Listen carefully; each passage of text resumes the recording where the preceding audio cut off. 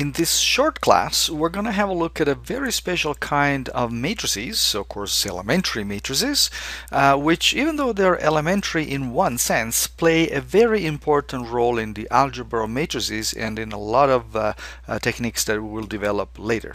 So first of all, let me tell you what an elementary matrix is, and the idea is quite simple. An elementary matrix is obtained from the identity matrix by applying a single row operation. So you start from the identity matrix, and this could be in whatever many dimensions you want. Apply one and only one row operation. What you get is an elementary matrix. For instance, I can start from the identity matrix in 3 dimensions, and I can think of applying the operation that adds to row 2 minus 3 times row 1, or if you prefer, that subtracts from row 2 3 times row 1. So if you do the computations on this, and you may want to take a second to do it yourself first.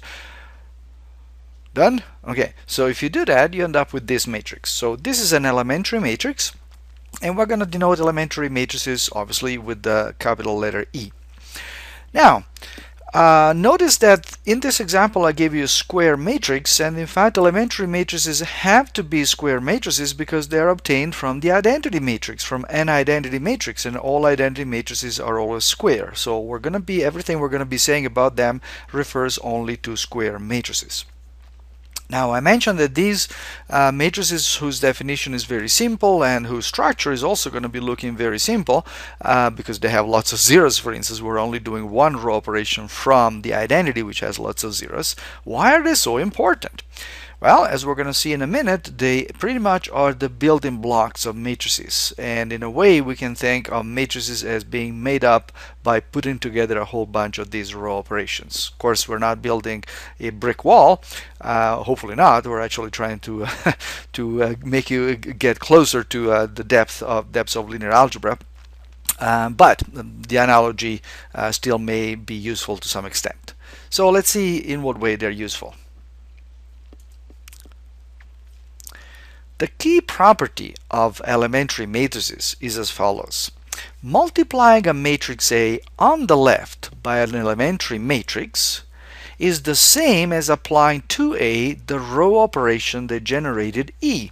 So in other words, instead of applying row operations, what I can do is I can multiply a matrix by the corresponding elementary matrix.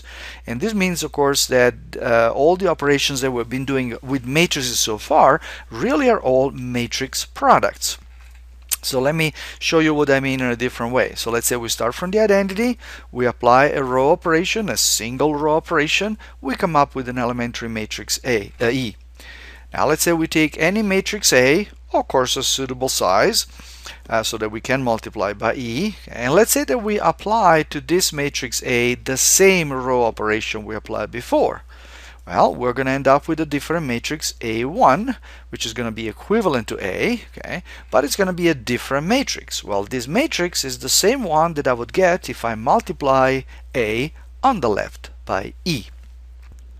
Now, proving this fact in generality is a fairly long exercise, and it's very uninspiring in the sense it doesn't really teach you much else, so I'm going to skip it. And instead, we're going to look at some basic examples to convince you of why this works. You may want to actually try your hand at proving it in the general case. It's a great exercise, even if you don't complete it. But even just trying to figure out what exactly am I trying to show here and how would I do that, that's going to be a great exercise for you. But let's look at some examples instead. Let's start from the row operation consisting of switching 2 rows. Okay, so if I start from the identity matrix and I switch 2 rows, let's say switch rows 1 and 2, then I end up with this elementary matrix. Notice this is not the identity matrix anymore, it is different, but it is an elementary matrix. Now, let's say I multiply this matrix by a generic 3 by 3 matrix. Again, I would like you to pause now and do the calculations on your own to convince yourself of what's coming next. Done? Alright, this is what you should get as a result of that product. And notice what's happened. The new matrix that we've obtained is the same as the old one, but with the first and second row switched. So that's exactly the same thing that we had done on the original, on the identity to get our elementary matrix. Similar idea works if we're going to look at the row operation of multiplying a row by a scalar. Okay, so let's say again we start from a 3 by 3 identity matrix. We apply this kind of operation, and this time actually I can keep k general. I don't have to pick a number. And so what do I end up with? If I'm multiplying the second row by k, I end up with this matrix. Now let's say that matrix and multiply that by our generic matrix, and what do you get? Again, pause and do it yourself. Is this what you're getting? Well, that's what you should be getting. And of course, notice that what we have is the original generic matrix with the second row multiplied by k, exactly as we were expecting. And finally, let's look at a row operation the type add to a row a multiple of another row. Again, let's start from the identity matrix, and just for the sake of illustration, let's do row 2 minus 3 row 1. If we do that, we end up with this matrix, which is an elementary matrix. Now once again, take this elementary matrix, multiply it on the left by a generic matrix, find out what you get. Are you getting this? Well, that's what you should be getting, because of course this matrix is obtained from the original generic matrix by adding to the second row, by subtracting from the second row 3 times the first. So again, this is really the key property of elementary matrices. It may look like not a big deal, or we're saying is that, well, we can perform every row operation as a matrix product, but as you're going to see pretty soon, it will give you a lot of easy proofs for some fundamental properties of matrices which are way more advanced than this. One key consequence of this idea that multiplying by an elementary matrix is the same as applying a row operation is that the REF or the RREF of a matrix may be obtained by multiplying that matrix on the left by a suitable sequence of elementary matrices. You want to stop and read that sentence again. It looks long and complicated, but it's really quite simple.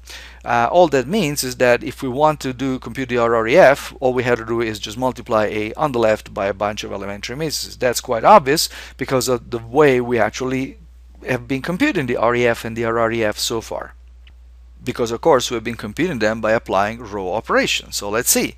If I want to compute the REF, say, of a matrix A, what do? I start from a matrix A, and then I will pick one row operation to perform. Well, that's the same thing as multiplying A to the left by E1, the first elementary matrix. Then after this, I'll pick another row operation that corresponds to another elementary matrix, and then a third row operation, and then a few more. Okay, and then eventually I'll keep doing all the row operations that I need, each of them corresponding to an elementary matrix up to the last one. And once I've done all this, basically I've built up my REF of the matrix A as a possibly large product of matrices. And once again, this is a very important fact. Once we start looking at inverse matrices and the algebra related to it, you'll realize how important that is.